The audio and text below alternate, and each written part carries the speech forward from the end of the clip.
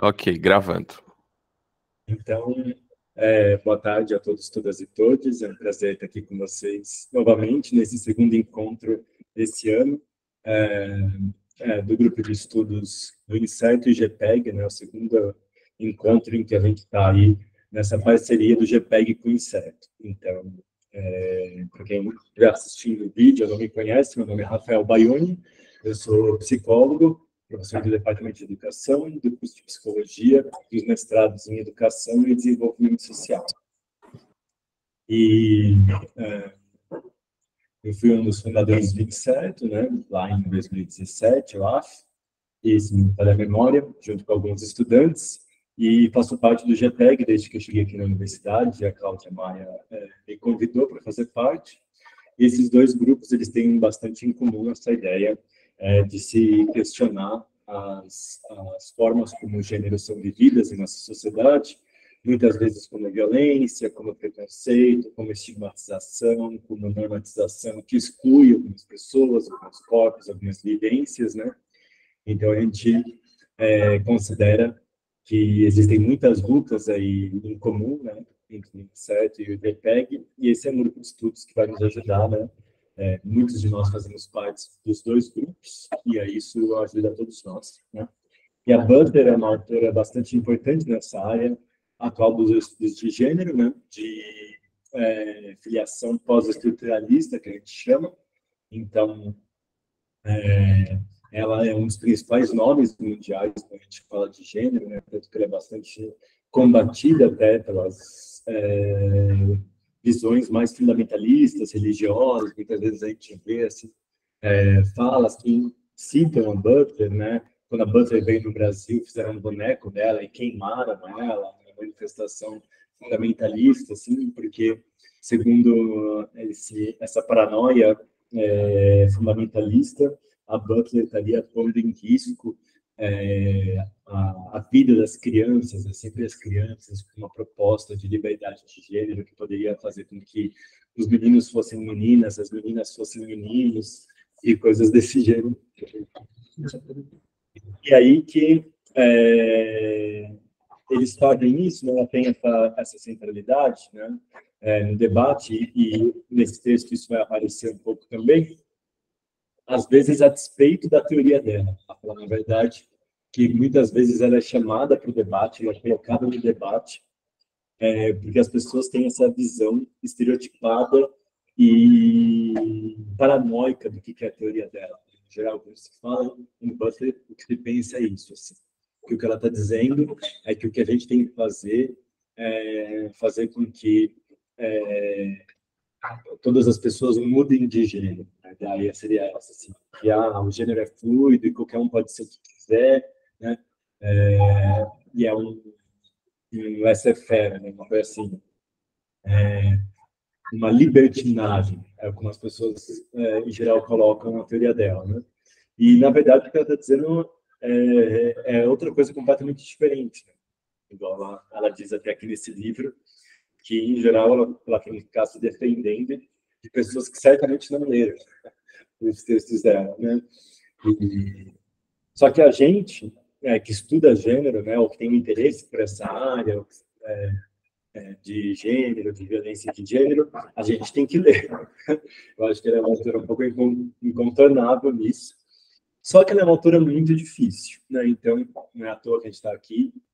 Já é talvez a terceira vez que ela apareça no grupo de estudos.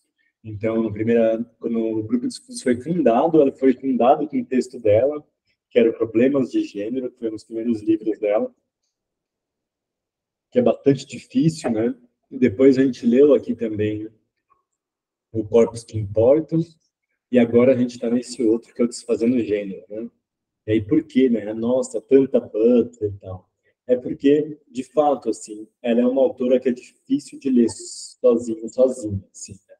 Então, esse livro já foi estudado no ano passado, pelo grupo de estudos do Inseto, né, quando ele não estava junto com o GPEG, e chegou um momento que o pessoal estava num impasse, assim, porque estava muito difícil mesmo com alguns conceitos psicanalíticos, né?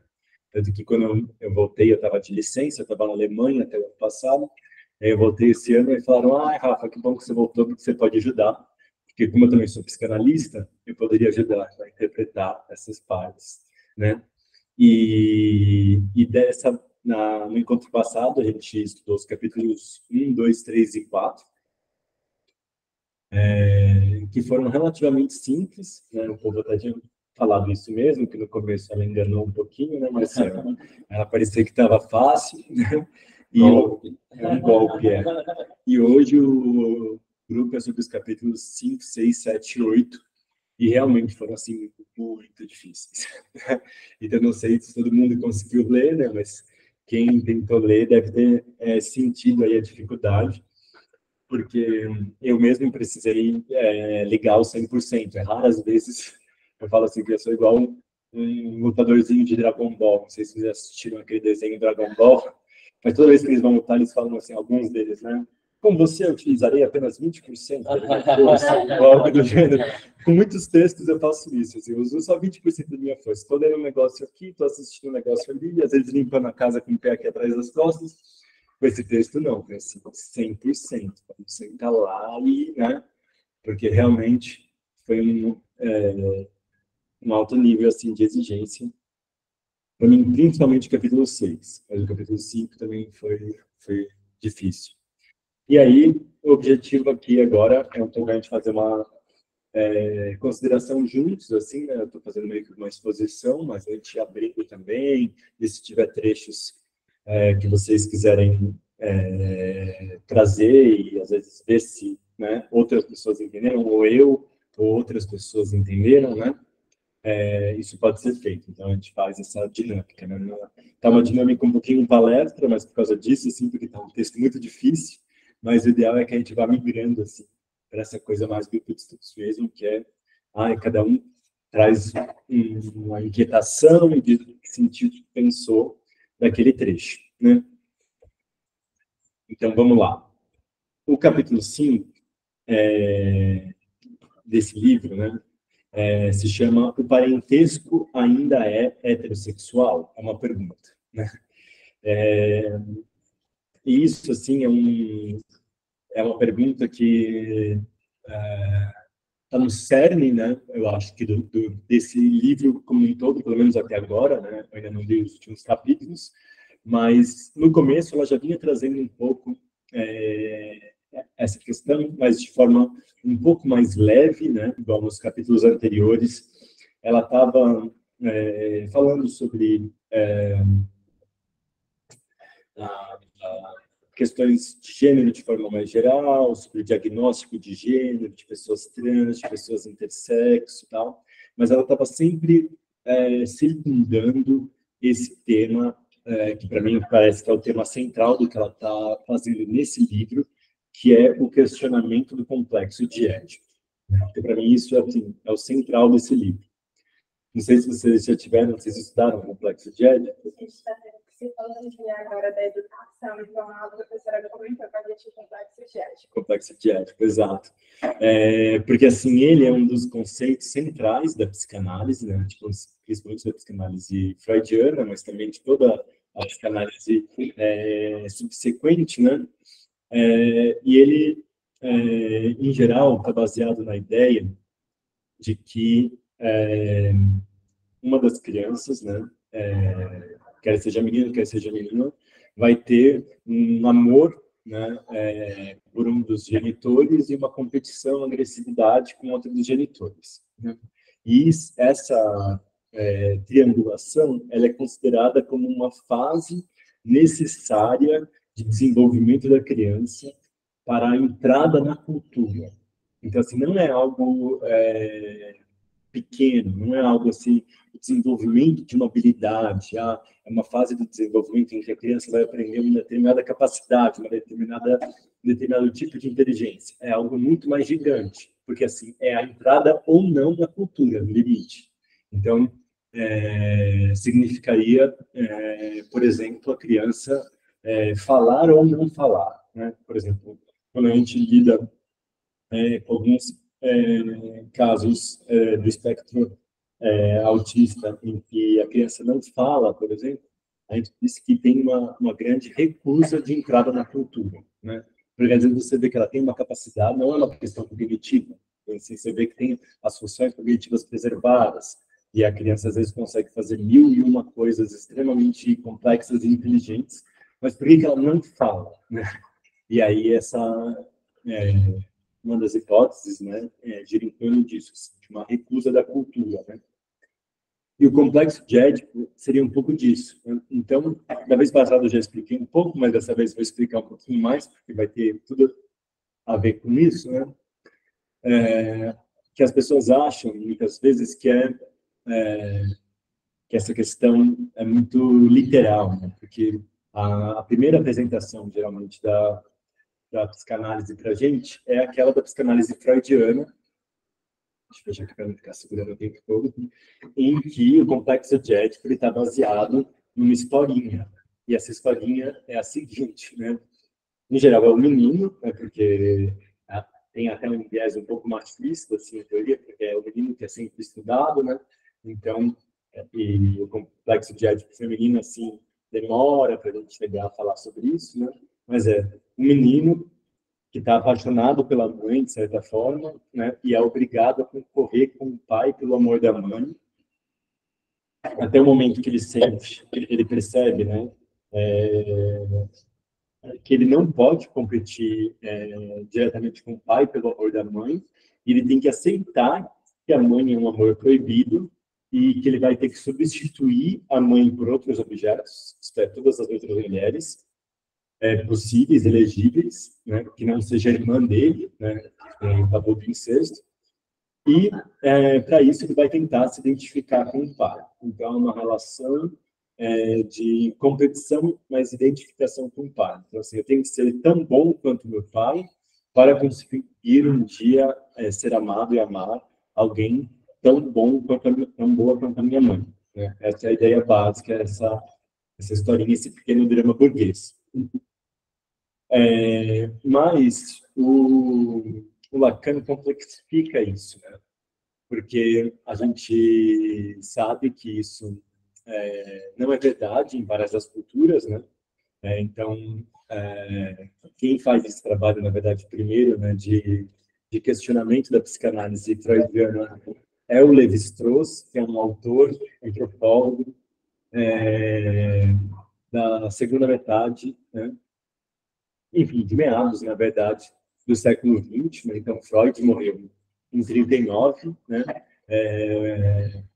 O Lévi-Strauss estava escrevendo principalmente na década de 50, né? E depois 50 e 60, mas enfim.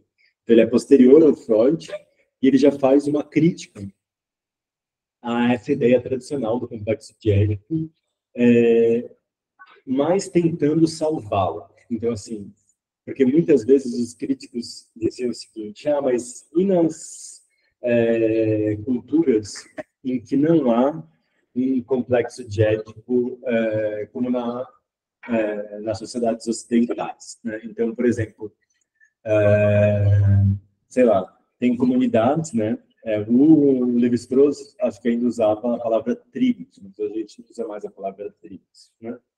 Povos, etnias, comunidades, enfim, porque a palavra tribo dá uma ideia de primitivo, né?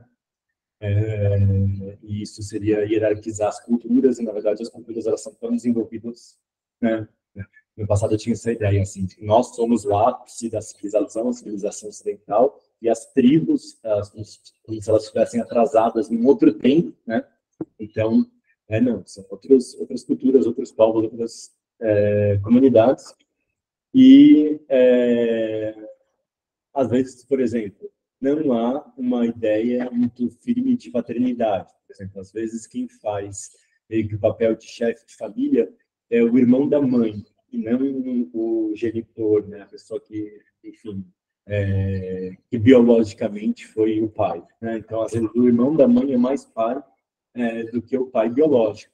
E aí, por exemplo, como que fica nessa questão, né? Não tem o pai e a mãe, não tem todos os atores do pequeno drama burguês. E aí o Lévi-Strauss fala, não precisa, porque não é uma questão que depende das pessoas em si, é uma questão que depende de uma estrutura simbólica. Por isso que ele é um estruturalista, né? Ele vai falar assim, existe uma estrutura simbólica, existe um lugar do pai e um lugar da mãe que pode ser ocupado por outras figuras.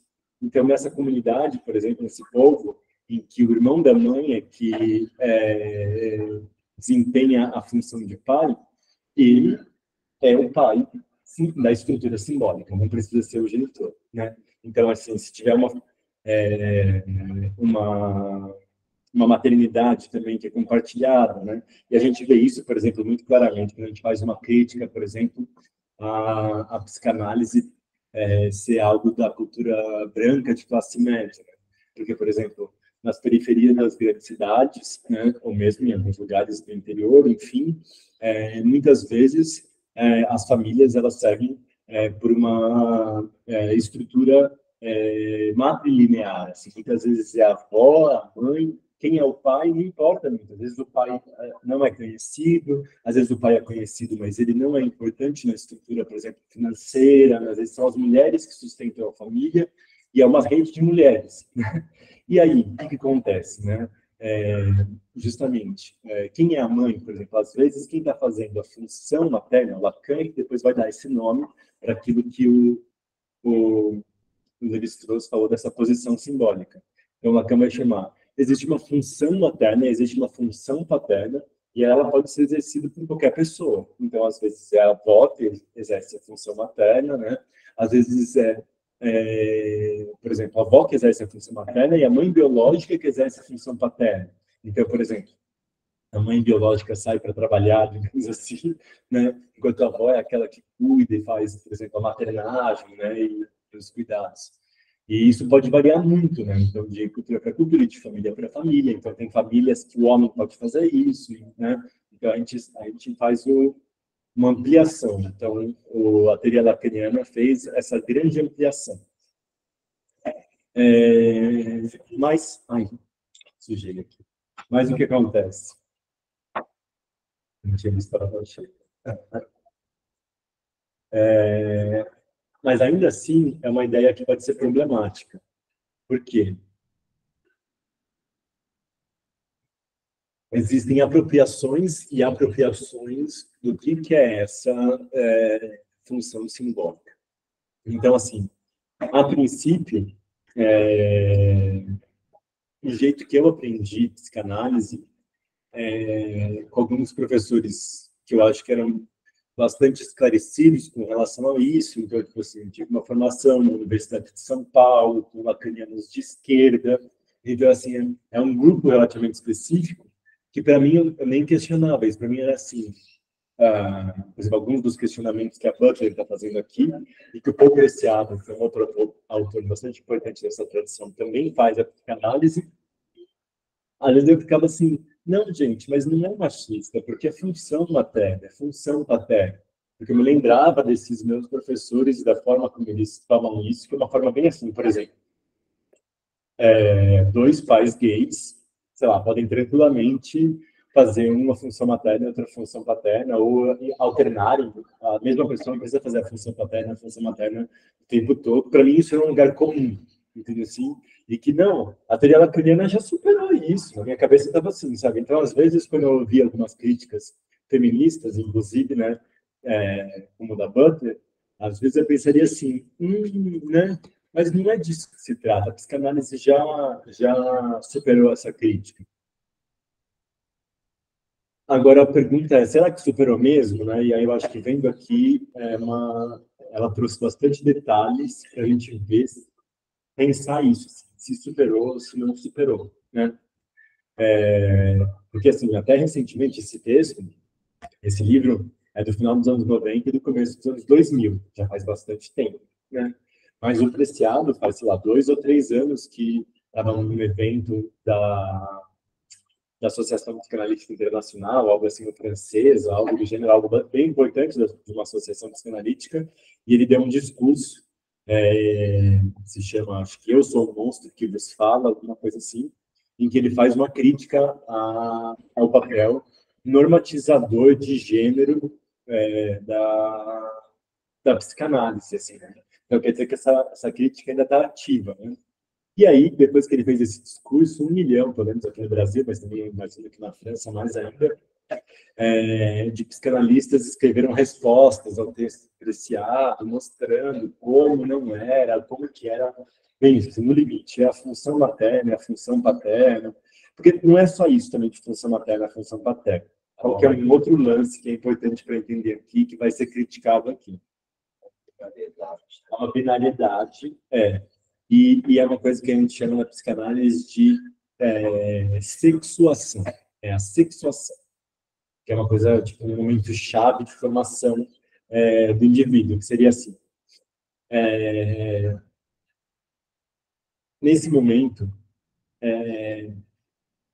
de entrada na cultura, né? Assim, antes disso, antes da entrada na cultura, a gente tem um momento de identificação especular, né, que a gente fala que é um espelhamento, né, por isso que o Lacan chama isso de estágio do espelho com a mãe. Então, assim, você é uma pessoa, né, lá, recapitulando o que eu falei no curso passado, né, quando você nasce, você é só uma bolota de carne, que é o que o Lacan chama de o real, então tem coisas acontecendo em você, mas que ainda não estão organizadas, né? Então você é um corpo, tem uma boca, tem ânus, tem braços, tem movimento, mas isso ainda não é uma pessoa organizada, tem uma ideia de uma pessoa ali, a criança, né? E com o passar do tempo, é a mãe que vai dar esse contorno para a criança, porque a mãe já vê a criança como um corpo inteiro, né? Então, engraçado que eu estudei tanto o Piaget, que quando eu penso no Lacan, eu me nos exemplos do Piaget, mas o Piaget e do Vygotsky, né? Eles têm um exemplo assim, acho que esse é do Vygotsky, que às vezes a criança está sentada numa cadeirinha, por exemplo, que ela não tem acesso ao objeto. Vamos supor que a criança quer pegar a água e ela vai tentar alcançar a água. Isso aqui é um desejo muito primitivo e direto de alcançar a água. Ela está esticando o braço dela. Quando ela faz isso e a mãe vem e pega a água e põe para a criança, na altura da criança poder pegar, a mãe está transformando o que era um ato puramente mecânico de tentar alcançar a água num signo.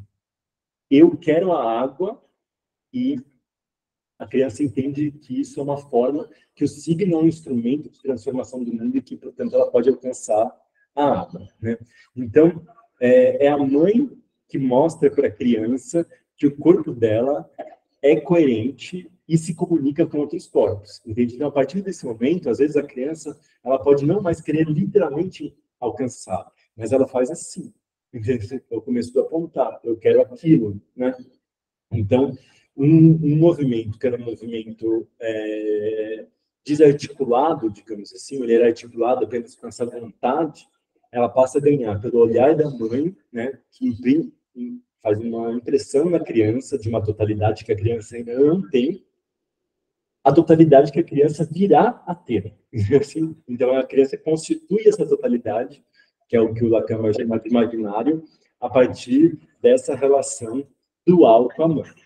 Só que essa relação dual, ela é incestuosa, né? Incestuosa, bem isso assim, o Lacan também tira o incesto do pequeno drama burguês. Então, o incesto não é o pai e a mãe transando com a criança, por exemplo, né? É tanto que um dos capítulos da Butler vai ser assim, e quando isso acontece? Como que a gente fica?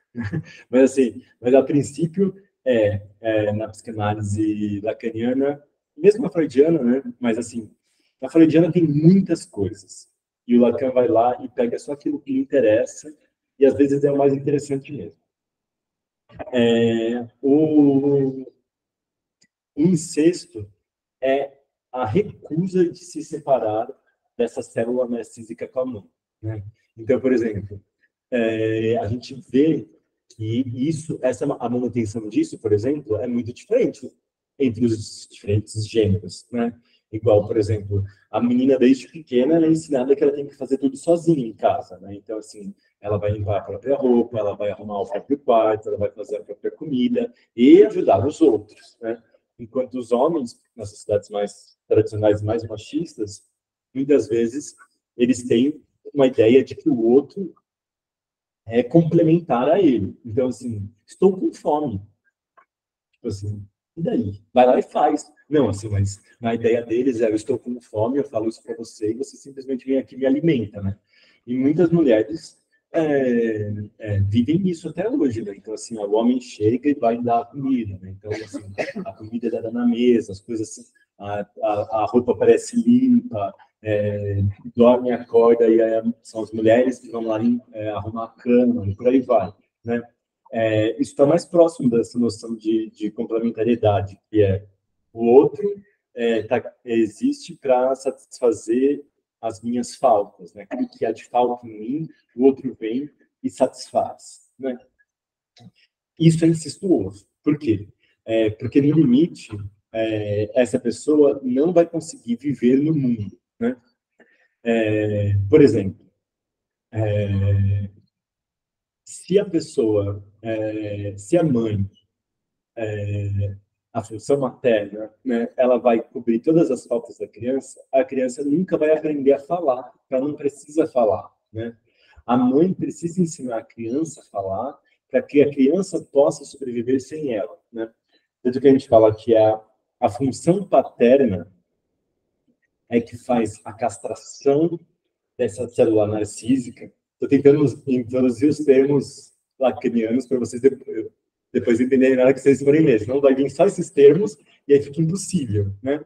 Mas, assim, a castração, ela vem para interromper essa célula narcísica, dizendo assim, não, você precisa falar, você vai precisar nomear isso, né? Essa falta precisa ser nomeada. Então, eu estou sentindo fome, eu preciso dar um nome para isso. Só que o que acontece? Por que isso é uma castração? Porque a partir do momento em que você aceita usar uma palavra no lugar daquilo que te faltava, você abandona um regime de funcionamento onde a sua falta ela existia para ser preenchida pela mãe, pela imagem da mãe, do imaginário, a imagem da mãe é. Às vezes o corpo da mãe, ela chega ali e te dá, né? Você está com fome, ela vai lá e te dá o peito, né? É isso. A partir do momento que você tem que falar mamadeira, por exemplo, né? Eu quero mamar, você tá usando um símbolo. E o símbolo vai entrar na regra de um outro regime, que é o regime do simbólico. Então, primeiro a gente estava no real, que era a lata de carne, aí o imaginário, que é a identificação com a mãe.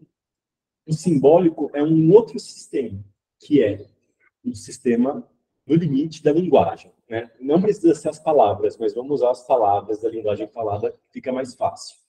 Que antes do que a gente chama de virada linguística, assim, claro, que tem pessoas da filosofia, a Butler fala isso também, que já questiona isso desde lá dos gregos, né? Mas, por exemplo, na nossa era moderna, havia uma tendência cientificista, positivista, a tentar achar que as palavras correspondiam às coisas. Isso está muito presente até hoje. Por exemplo, você vai ver qualquer trabalho positivista, de qualquer área, ele começa com um jogo de definições. Por exemplo, você vai estudar violência, você pega uma área bem da medicina, sei lá, da enfermagem, algo do gênero. Vocês são de que curso, essa pessoa? Espanhol. Espanhol.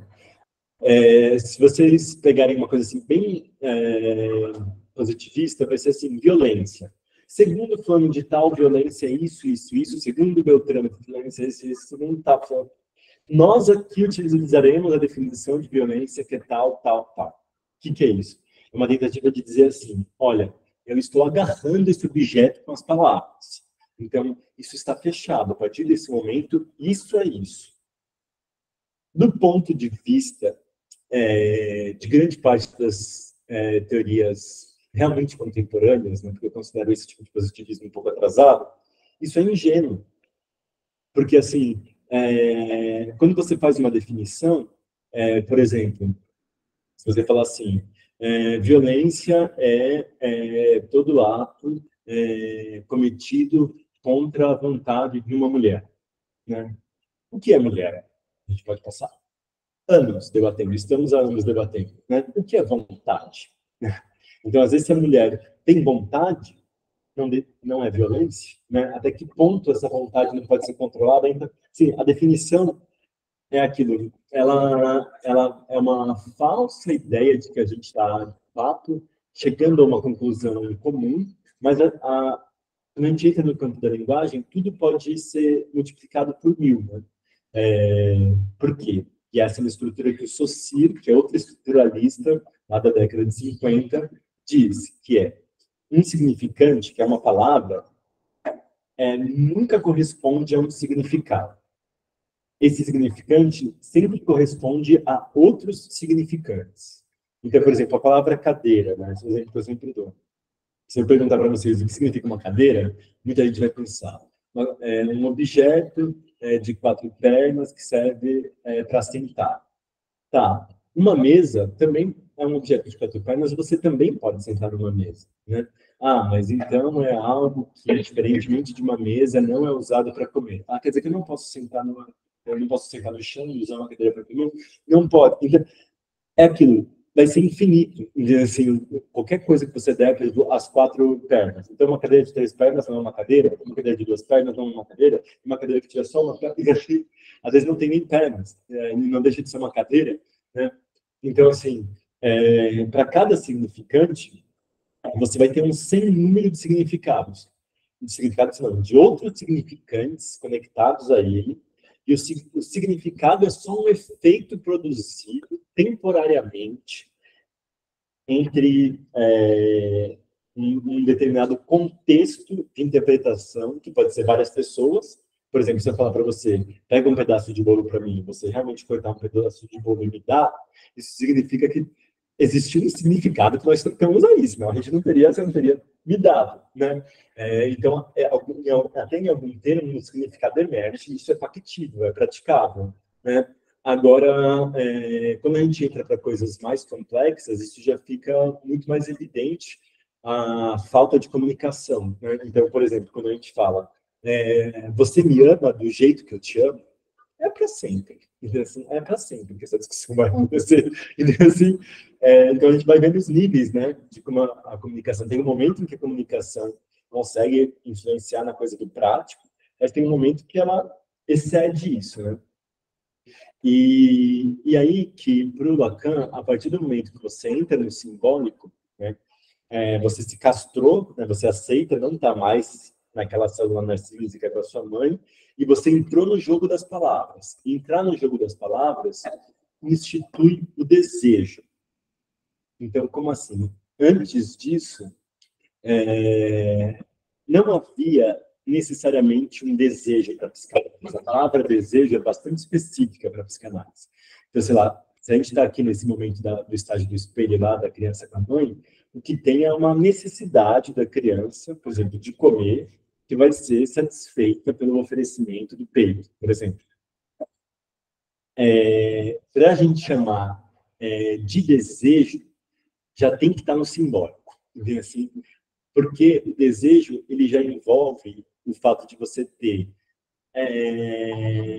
inserido no seu próprio sistema o sistema da linguagem, né, de uma forma específica, porque cada pessoa aprende de um jeito, né? Então, por exemplo, cada criança muitas vezes vai ter palavras engraçadas que ela falou, tentando aprender a linguagem compartilhada. Então, sei lá, ao invés de papai, foi meu bubu, por exemplo. Assim, e durante um tempo a família aceita. Bubu, bubu é papai. Assim. Mas esse aceite, ele é temporário, porque chega um momento que a criança ela tem que falar papai, ou ela vai ter um problema, né? Tipo assim, as pessoas vão ficar preocupadas, né? E aí você só pode usar o bubu de forma metafórica, assim, como uma piada, como algo carinhoso, mas você sabe que é papai, né? Que é o pai. E isso para tudo, né? Qualquer outra palavra. Então, assim, é como se fosse uma fase intermediária até o momento em que a criança aceita que agora, para expressar o que ela quer, ela precisa usar as palavras do mundo, as palavras compartilhadas. Só que essas palavras, elas não são universais. Primeiro que a linguagem é diferente para cada lugar, né?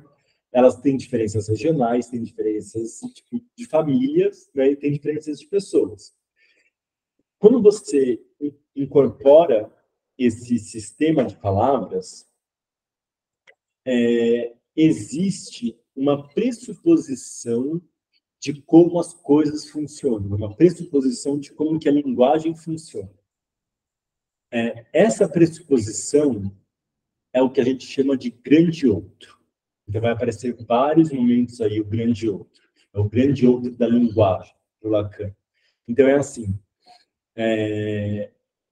por exemplo, quando eu estou falando aqui, eu estou imaginando nem que ligeiramente o que está passando pela cabeça de vários de vocês, tentando fazer uma média do que é o que vocês estão esperando que eu fale e do conhecimento que vocês já têm. Não necessariamente isso vai corresponder com a realidade, assim, mas através de toda a minha experiência na rede de linguagem da qual eu estou inserido, eu estou falando aqui para esse grande outro. Não estou falando necessariamente para os pequenos outros. Então, quando vocês lerem, isso não vai estar escrito grande outro, pequeno outro. Vai estar outro com maiúscula ou outro com minúscula. Aí, mas quando a gente fala, faz isso na psicanálise, né? Quando não é o outro com minúscula, você fala pequeno outro. Quando é o outro com maiúscula, você fala grande outro. E aí que, assim... Então, assim, quando a gente fala, a gente nunca está falando só para o pequeno outro. Então, claro que eu estou falando para os pequenos outros, que são vocês, mas a possibilidade de eu falar só existe porque eu estou falando para o grande outro. Assim, eu estou supondo um conjunto de regras da linguagem, eu estou supondo um determinado léxico da linguagem, assim, que tem repertório de palavras. Então, por exemplo, muitas vezes isso não corresponde à realidade. Tem algumas aulas que eu vou dar que eu estou jurando que eu estou usando o léxico que corresponde às pessoas, né? Eu supondo, pelo meu determinado grande outro, um compartilhamento desse grande outro com os pequenos outros, e aí os alunos, eu vejo que os alunos estão usando o dicionário para entender as palavras que eu usei. Então, isso mostra um descompasso, né? Assim, porque se eles estão tendo que usar o dicionário para entender o que eu estou falando, quer dizer que eu estou supondo que eles conhecem uma palavra que, na verdade, eles não conhecem, né? E aí, que assim, quando você entra na linguagem, é como se você fizesse um acordo com esse grande outro, que vai ser o grande outro. Sim, ele pode se transformar, mas ele tem uma certa fixação, porque o Lacan fala que tem, por exemplo, o significante mais importante, que ele chama o significante nome do pai, né? Que também é problemático do ponto de vista machista, porque é o nome do pai, mas depois a gente comenta isso, né? Mas que a princípio faz bastante sentido na nossa sociedade, que lá na França, assim como aqui no Brasil, isso tem diminuído agora, mas na década de 70 e 60, quando o Lacan escreveu boa parte dos seus escritos, isso era muito forte, inclusive aqui no Brasil, que é o nome mais importante para você receber, familiar, é o nome do pai. Não é? Então, assim, algumas pessoas poderiam não ter o nome da mãe, né? Mas sem o nome do pai você não faz nada, é o nome do pai que era o seu sobrenome, né? Então, tanto que muitas vezes é isso, a mulher abandona o nome da família dela para receber o nome do marido, porque aquele é nesse sentido que é o nome do pai, o nome de um sobrenome do pai, né? Não é o nome literal, né? Porque isso, o nome do pai, né? Que eu acho que a tradução no Brasil deveria trocar por sobrenome. Eu acho que as pessoas conseguiriam entender melhor o Lacan se chamasse o significante sobrenome do que o significante nome do pai. É aquele que te diz aonde você está no mundo. Pode falar, Pedro. Ô, Rafa, nesse assunto que você está falando dos sobrenomes, ontem eu estava lendo uma matéria que está bombando essa semana, eu não sei se foi no G1 ou na CNN, falando que fizeram uma pesquisa lá no Japão e entenderam que até 2500, um tempinho, mas até 2500, todos os japoneses teriam o mesmo sobrenome, que seria o sobrenome Sato, porque lá é obrigatório por lei que a mulher adote o sobrenome do marido. E ela não pode manter o outro. Então as pessoas elas acabam ficando com um sobrenome só. E como a população está diminuindo bastante e o número de casamentos também, isso fazia com que futuramente, né, todo mundo tivesse o mesmo sobrenome, né? Então eles estavam até pensando, a pesquisa até sugeria uma mudança legislativa e cultural também, né, claro, para que esse cenário não acontecesse. Achei bem interessante. Nossa, bem legal mesmo. Porque é a tendência, né? Total. Já tem menos sobrenomes do que em comparação com o Brasil, por exemplo. E se não pode nem adotar o outro do meio, vai desaparecer mesmo. Mas então, aí que acontece? Esse sobrenome, ele vai ditar muitas coisas sobre você, né? Então, por exemplo, eu dei a aula passada um pouco encontro passado, né? O exemplo do meu nome, né? Que é Rafael Baione do Nascimento, e que muito tempo eu tentei usar só o Baione, porque o Baione representa a imigração italiana, né? Então, assim, que vem da parte da minha mãe, que é branca, e tem uma coisa assim, um contexto de privilégio, em comparação com com os negros e indígenas, né? Então, por exemplo, minha mãe conta a história de que o tio dela, quando veio da Itália, recebeu umas terras, né?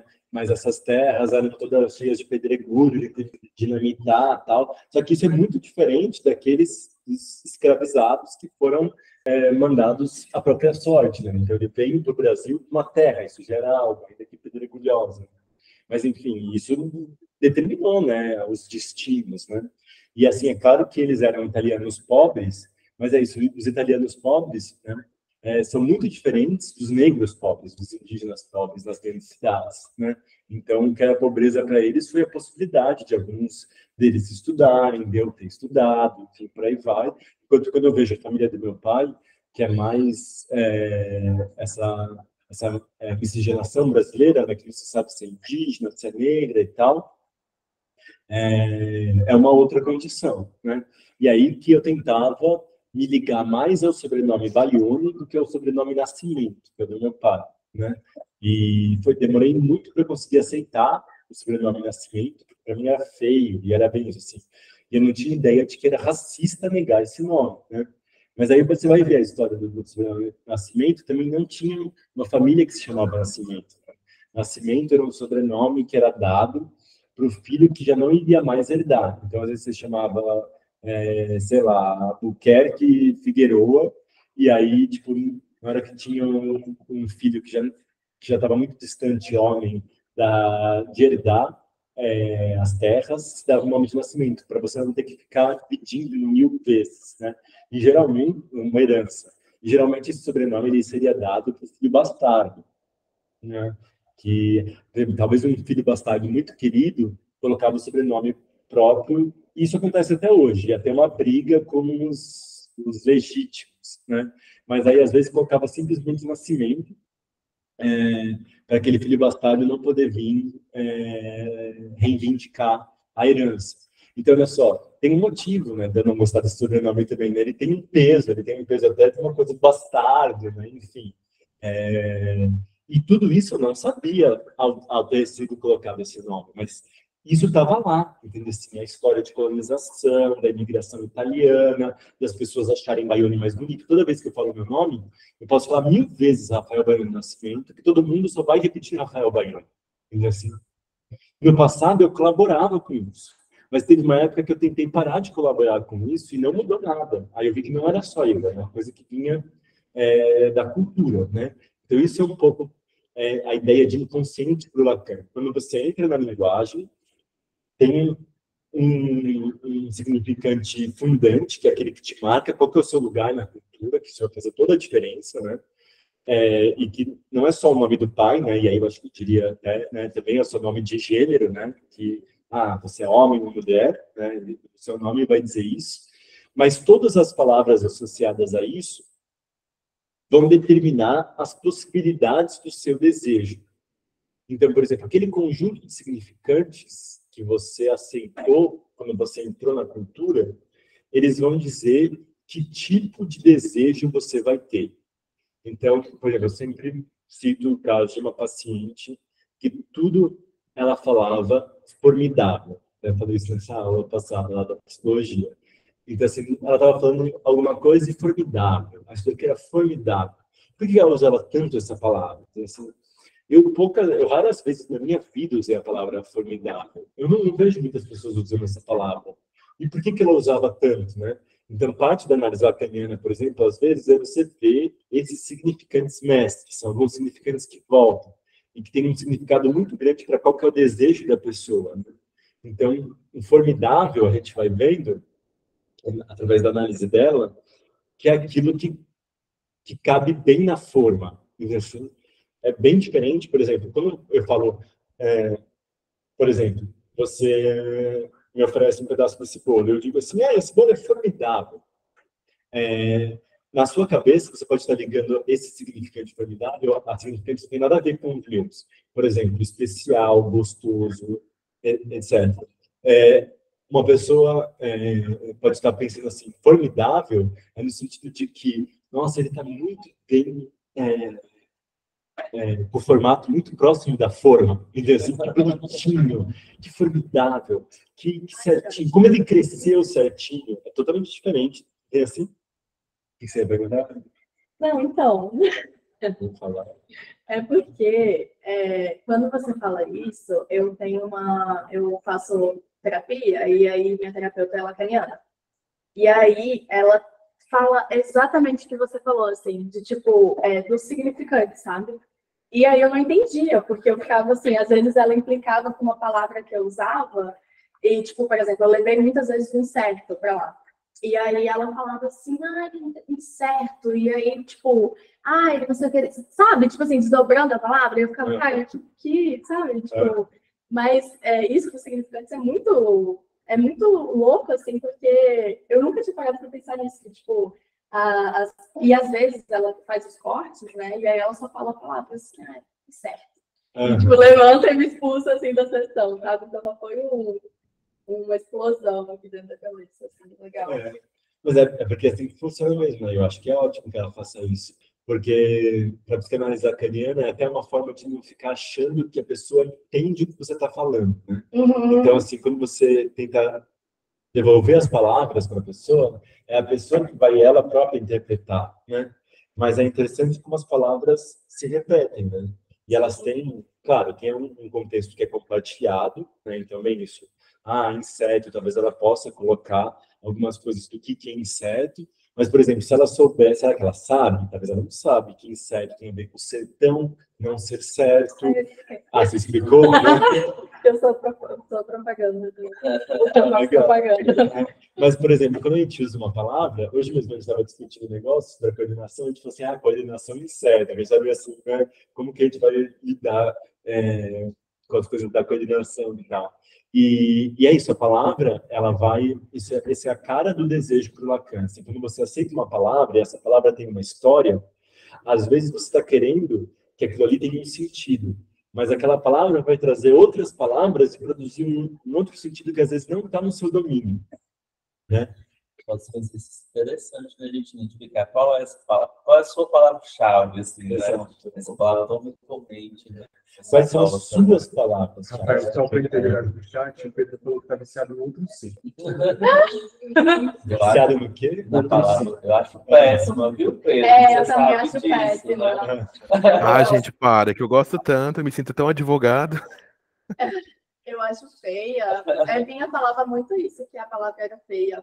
Parecia o trocinho. Eu odeio a palavra destarte. Nossa, Nossa, eu ia falar essa. Eu nem sei pronunciar. Nossa, eu odeio essa palavra. Porque para mim o que ela representa é uma pessoa que fez direito, que eu só vejo pessoas que fizeram direito usando ela, e está tentando emular um discurso de legitimação das elites sobre o povo, falando de uma forma que o povo não possa entender e por isso dominando. Então, para mim, o uso da palavra destarte carrega tudo isso, assim, sabe? E às vezes é uma pessoa que nem realmente tem poder, nem realmente desfruta do poder das elites, mas é um wannabe elite. Aí, tipo, nossa, para mim, porque aí é o uso feio ainda do Destart. Às vezes é num lugar em que o Destart nem deveria estar, sabe? Para mim, esse significado que você deu para o Destart é o significado de direito de imóveis. Sabe? Já é mais... Mas eu acho que grande parte dos orientandos que eu tenho nos programas de pós-graduação que vem do direito, eu tenho que fazer um trabalho de linguagem, de vamos parar de usar a coisa empolada do direito, né? Tipo, Marcelo não tem isso, mas eu acho que tem muita gente que tem, muitos dos orientantes que eu tive lá, tinha que falar assim, olha, não, você tem que mudar o nível do discurso, assim, porque o direito, ele faz isso, ele muda a sua subjetividade, assim, porque você passa tanto tempo naquela forma de funcionamento que seu desejo passa a se articular nessa linguagem, né?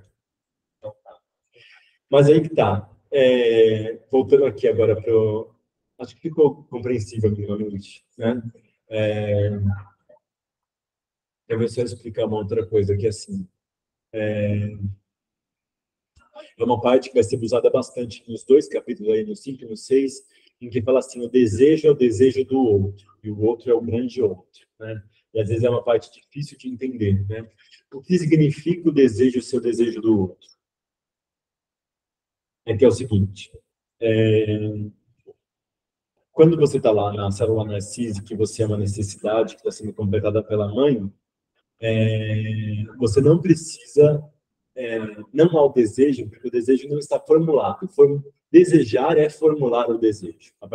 Às vezes, por exemplo, por que o trabalho da terapia, às vezes, é tão importante, mesmo quando o terapeuta é ruim? A terapia funciona mesmo quando o terapeuta é ruim. Por quê? Porque não falar sobre um assunto, às vezes, é sofrer desse assunto no real. Que é tipo, uma angústia, que você não te tem, isso é a angústia do real. Meu coração está batendo. Tipo, aí, na hora que eu tenho que falar sobre isso, mas por que seu coração está batendo? Né? Tipo, a coisa do...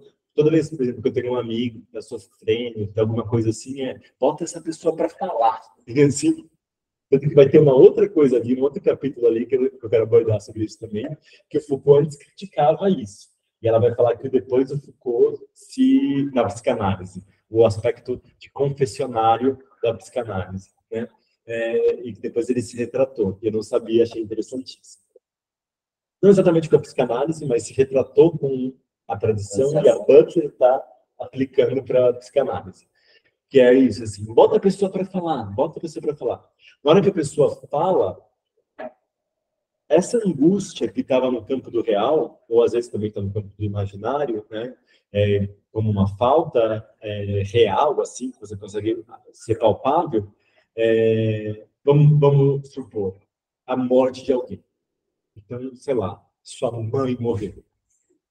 O que você faz? Tinha uma pessoa que estava lá todos os dias e é uma falta real. Essa pessoa não está mais lá. Então, do ponto de vista real, o corpo não está mais lá.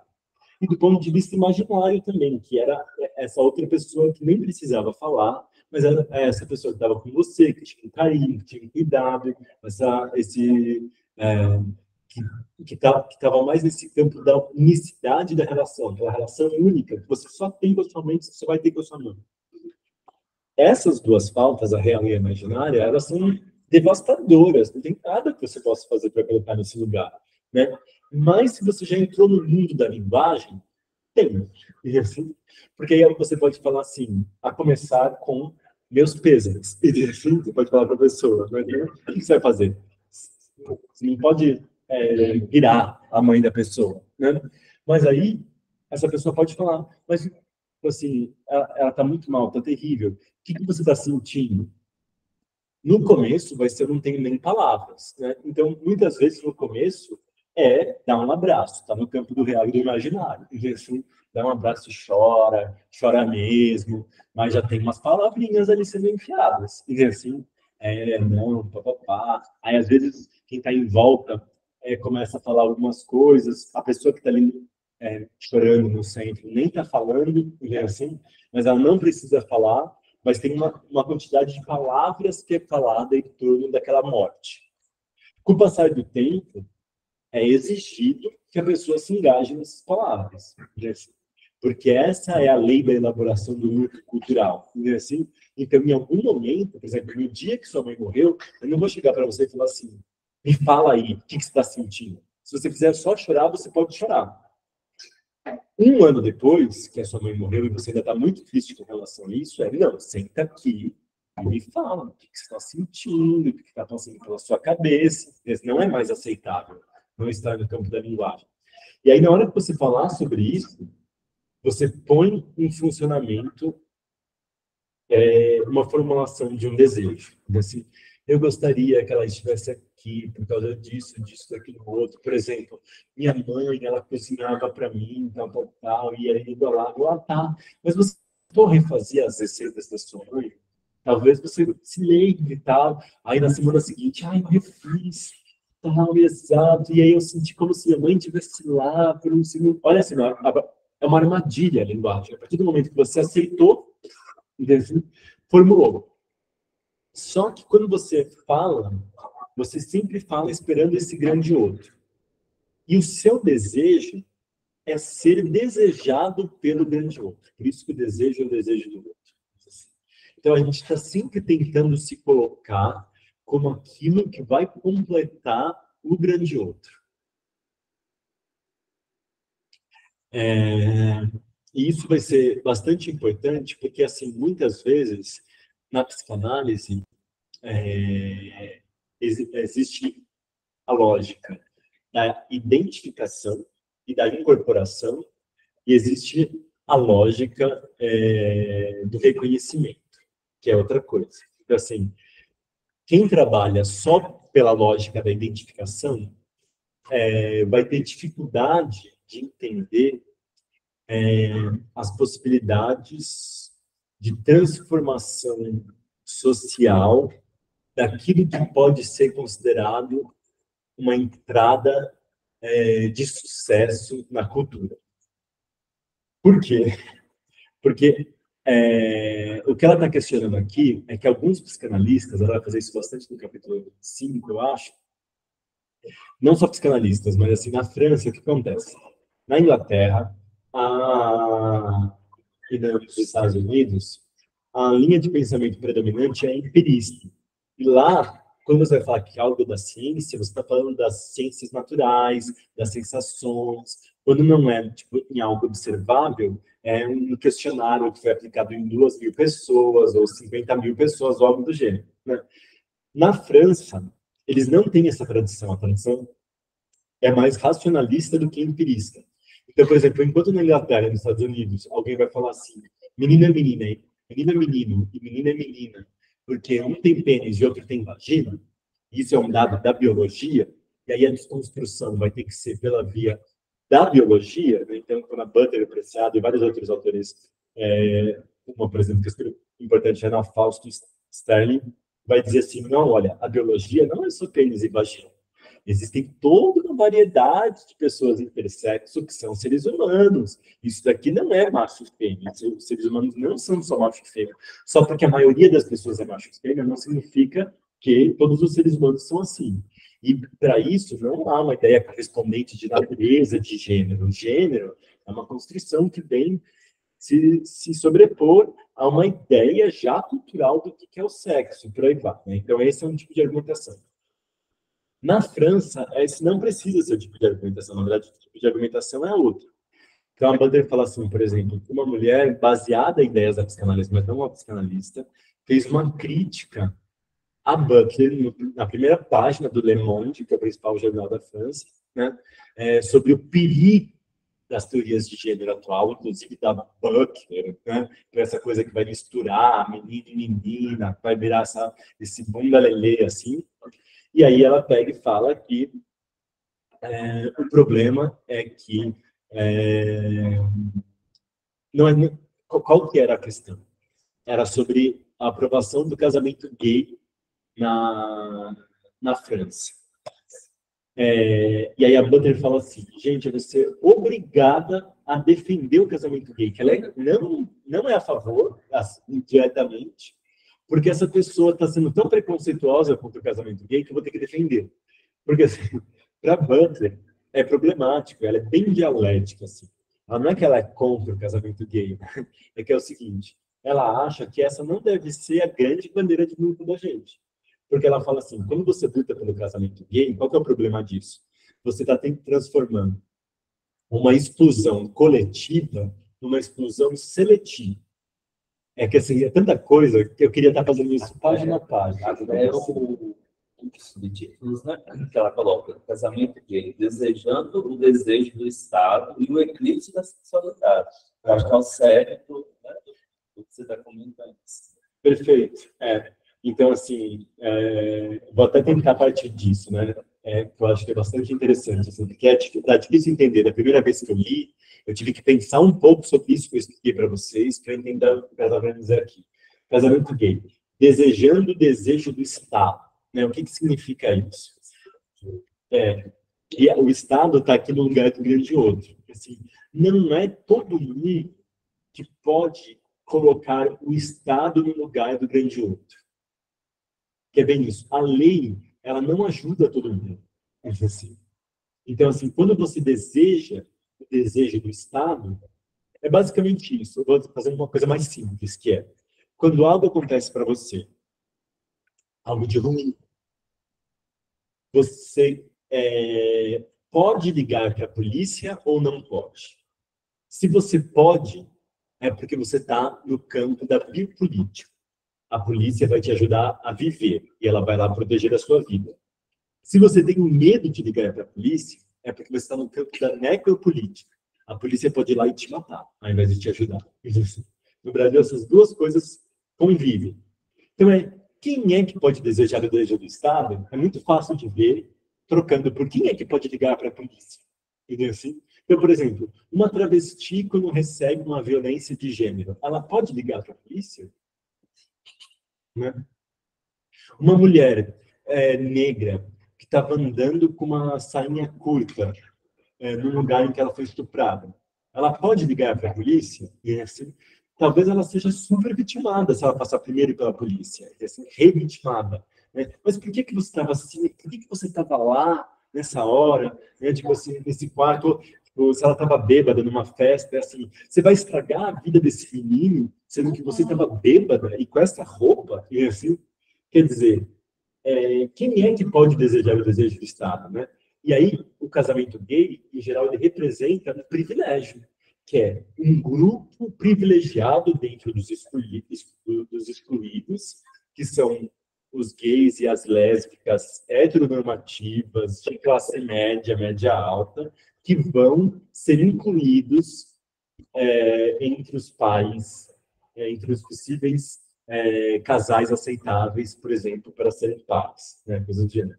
E as pessoas que são poliamorosas, né? E as pessoas que não querem se casar, e as pessoas que são tudo que não tiver dentro dessa lógica vai estar fora, né? E o outro e o eclipse da sexualidade. Por quê? O que entra nisso assim?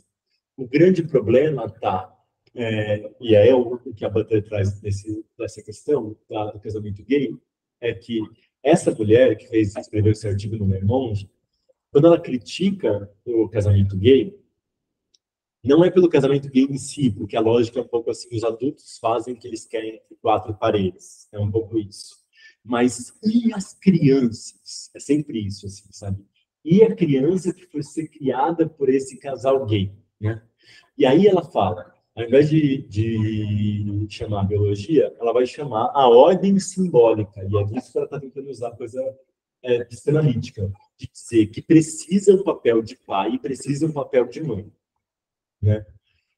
E esse papel, para ela, está ligado, e para muito psicanalista está, imageticamente, ao pai e à mãe reais. Então, isso que eu estava achando, que para mim isso já foi superado, não foi. Né? Assim, tem muito psicanalista que ainda acredita que a mãe é a mãe real, a função materna é feita, ou que, no mínimo, a função materna tem que ser feita por uma mulher, e que a função paterna tem que ser feita por um homem. Tem muito psicanalista que vai achar, falta uma figura masculina. Não, e assim, uma visão acadêmica de esquerda mais desenvolvida, né, não precisa, não falta uma figura masculina. Tipo assim, uma mãe sozinha consegue fazer, às vezes, a função materna, a função paterna, tudo junto e muito bem. Entendeu? Assim, Essa ideia de que faltou uma figura masculina, por exemplo, é justamente para tentar legitimar essa separação sexual entre essa associação que é feita entre complexo de Édipo e heterossexualidade.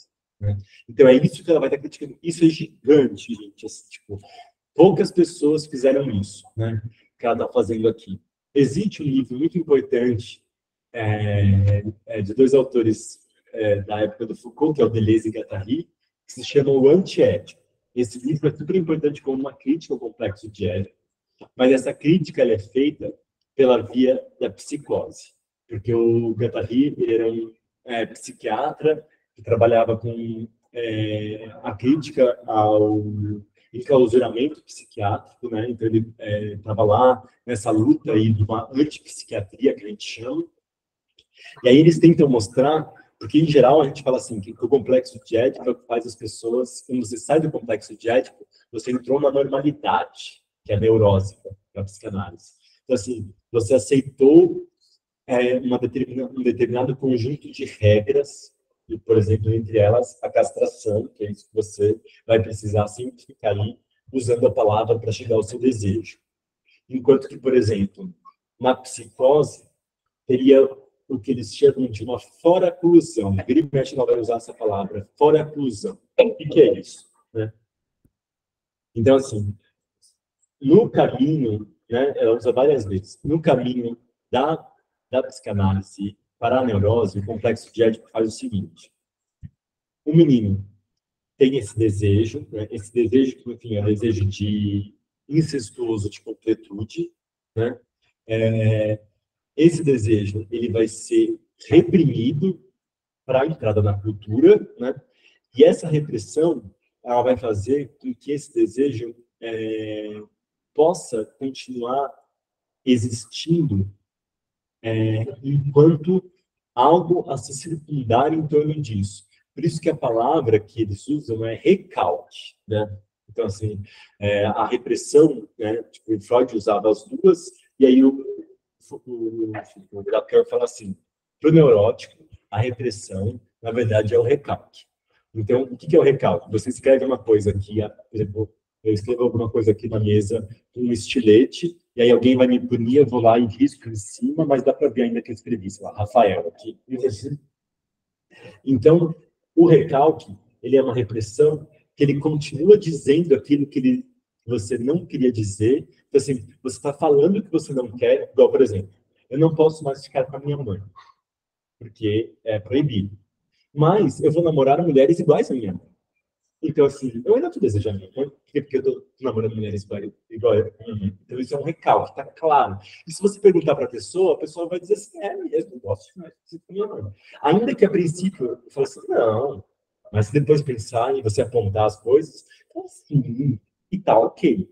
E vai gostar disso. E assim, por isso que o recalque, ele não é tão forte. A foraclusão, que vai ser o mecanismo da psicose, é o seguinte: foraclusão é um termo que Foucault pegou lá do direito da França. Não sei se no Brasil se usa isso, provavelmente não, né? Que é assim, por exemplo, você está num caso, você tem provas para esse caso. Só que uma dessas provas foi estragada, foi contaminada de alguma forma. Então, você não pode mais usar ela. Então, ela é foracluída do processo. Então, assim, todo mundo sabe, igual, por exemplo, sei lá, tem um vídeo do cara fazendo algo contra a mulher, né? Só que esse vídeo foi obtido por uma via ilegal. Então, todo mundo assistiu o vídeo, todo mundo sabe que ele fez aquilo, só que esse vídeo não pode ser citado no processo de forma alguma. Então, quem lê o processo de fora e não conseguiu conversar com ninguém pessoalmente, às vezes não vai entender o que está acontecendo. Na verdade, ele fala assim, nossa, mas por que todo o processo veio aqui e o júri decidiu que ele era culpado? Sendo que não tem nada de material aqui. Mas o júri viu o vídeo e vê assim, aquilo ali está influenciando o comportamento do júri, só que pela via da foraclusão.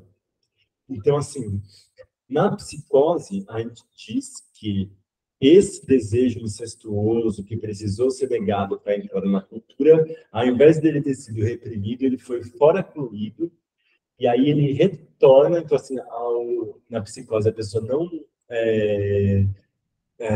consegue fazer uma elaboração direta daquilo que foi perdido.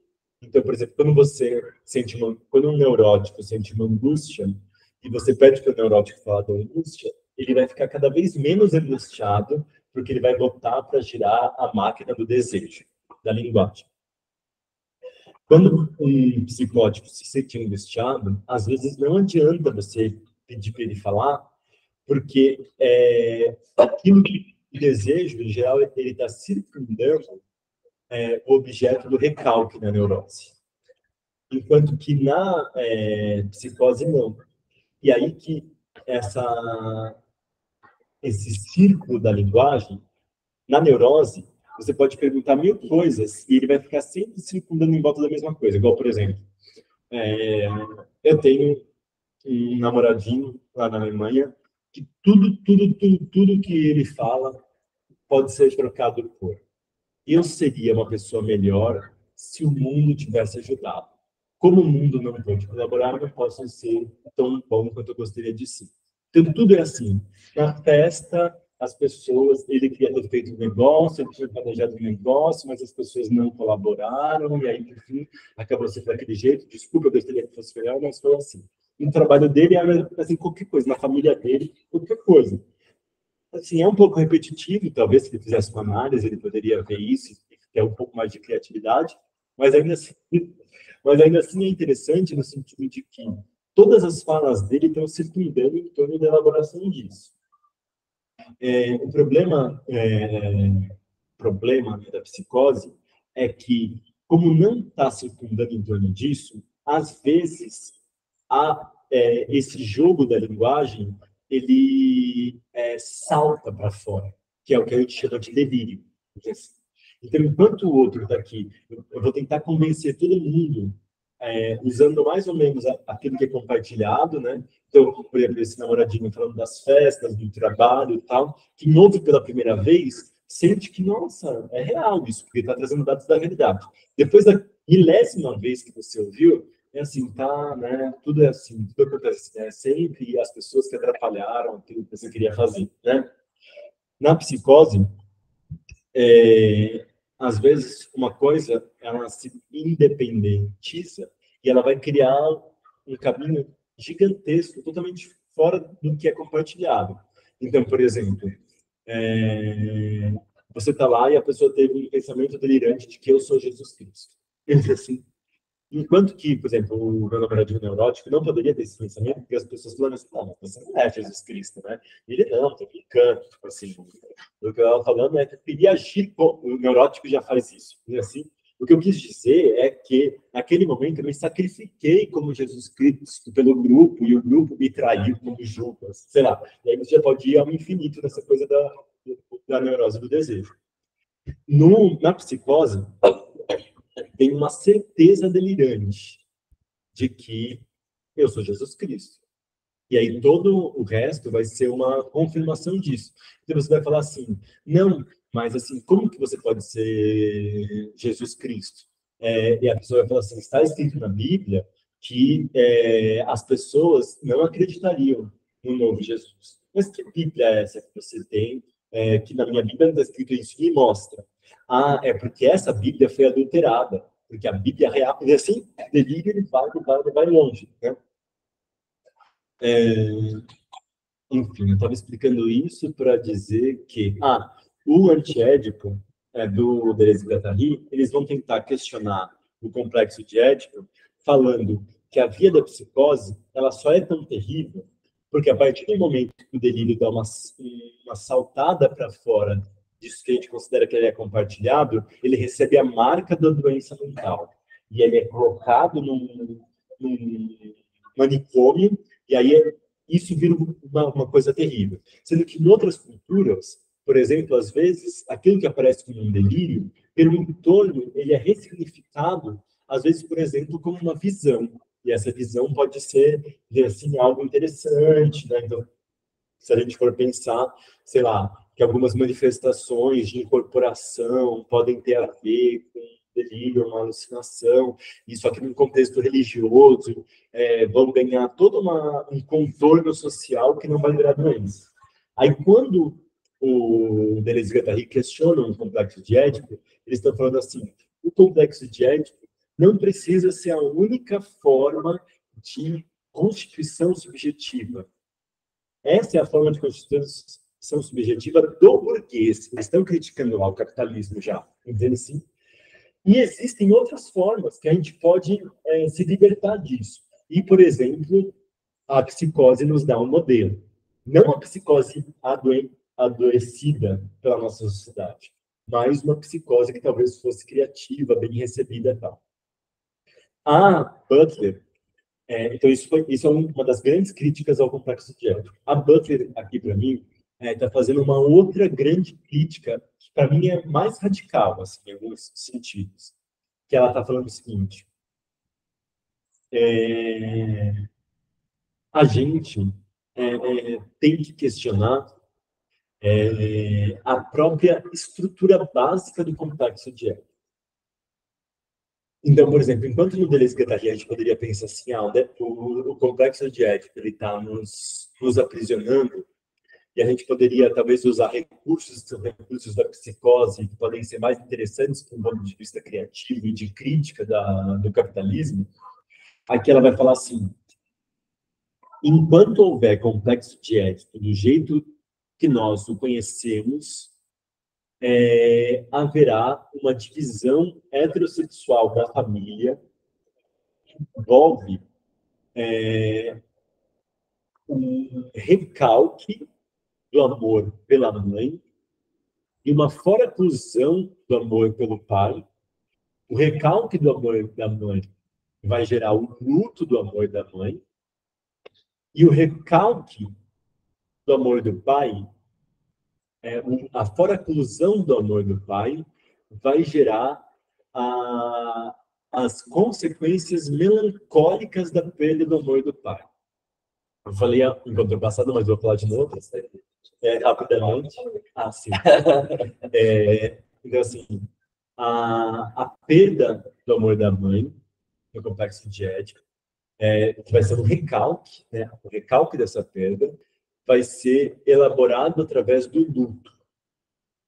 Enquanto que a perda do amor do pai vai ter um desenvolvimento melancólico. Então, para a perda do amor da mãe, a gente tem o luto, para a perda do amor do pai, a gente tem a melancolia. Esses são dois conceitos diferentes do Freud, que assim, o luto é aquilo que a gente elabora nesse plano simbólico, né? Então, por exemplo, aquilo que eu falei lá, quando a mãe morre, e aí você fala assim, mas já tentou cozinhar aquilo que ela cozinhava? Nossa, eu cozinho como ela agora. Aí eu vi que a minha avó também cozinhava assim, e aí a minha tia também cozinha assim, e assim, de repente você já juntou a linguagem vira uma malha que você não consegue cair diretamente na angústia, porque essa malha te segura. Isso é a elaboração do luto. A perda melancólica é aquilo, assim, a pessoa morreu uma pessoa da sua família e você fala assim, sabia que eu não estou sentindo, assim, sei lá, ainda não registrei essa morte, assim, eu estou super bem, sabe, assim, não, pode deixar, não, mas eu estou indo lá pagar as coisas, eu estou indo lá fazer, não, mas deixa que eu faço isso para você, porque, tipo, não, tipo assim, sua mãe acabou de morrer, deixa que eu te ajudo, não, eu estou super bem, eu posso fazer isso, bate o carro, e assim, a pessoa estava, obviamente, alterada, mas ela não consegue dizer que está alterada, ela não consegue registrar que ela está alterada, mas qualquer pessoa que vai olhando para ela, vê que ela está alterada. Isso é um desenvolvimento melancólico. Então, o complexo de Édipo, tal como ele está estruturado, faz com que, antes do tabu do incesto com a mãe, isso que eu vou falar agora está no outro livro anterior, lá do Corpos que Importam, mas que reflete aqui, que é, antes do tabu do incesto com relação à mãe, o menino precisa ter um tabu da homossexualidade com relação ao pai. Ele é proibido de eleger o pai como objeto de amor, para então eleger a mãe como objeto de amor, entende? Ele não elege a mãe como objeto de amor sem proibir o pai o pai precisa estar proibido para ele, enquanto objeto, para que ele eleja a mãe. A perda da mãe, ele consegue elaborar melancolicamente. Enquanto elaborar o luto, né? A perda do pai, ele não consegue elaborar enquanto luto. Então, vira uma melancolia, que é, a gente sabe que o menino está sempre querendo agradar o pai, né? Tanto que, por exemplo, vários psicanalistas, várias feministas dizem que os homens só amam de verdade outros homens, né? Eles querem transar com as mulheres, mas, por exemplo, quais são as opiniões que eles ouvem? Quem são as pessoas que eles querem impressionar, né? Para quem que eles guardam o melhor deles, né? Em geral, são outros homens, e não as mulheres, né? Por quê? Porque isso é uma consequência melancólica da perda do amor do pai. Então, você vê que os homens se amam, né? Então, é homoerótico nesse sentido, assim, ainda que não seja sexual, mas você deve ter uma grande ligação ali, só que isso não pode ser elaborado. Quais que são os problemas disso? Para Butler, isso é uma das bases do sistema capitalista. Pode não ter sido inaugurado pelo sistema capitalista, mas é uma das coisas que está mantendo o sistema capitalista em funcionamento. Porque o complexo de Édipo, ele produz a privatização do luto, que no limite é a privatização do reconhecimento, de quem vai ser reconhecido. Mas vamos ficar na privatização do luto por enquanto, depois a gente vai para a privatização do reconhecimento, que a partir daquele momento, você guarda como a pessoa que você pode ter amor, a sua mãe. Os outros homens só recebem amor de forma melancólica. Então, você vê eles dando amor, mas eles não são capazes de falar. Se você falar assim, você ama o seu amigo, né? É estranho. Por exemplo, eu tenho um instrutor da academia, tomara que ele não assista esse vídeo, mas talvez se assistir, que meio e mexe, ele fica me falando, tipo assim, de um amigo que traiu ele e tal. E eu acho que ele é evangélico, mas eu acho que tem alguma coisa homoerótica, em algum nível, assim, sabe? Porque, assim, muita coisa de um amigo que traiu ele, que não sei o quê, tipo assim, sabe? E isso é aquilo. Se eu apontar isso diretamente, talvez vire um problema.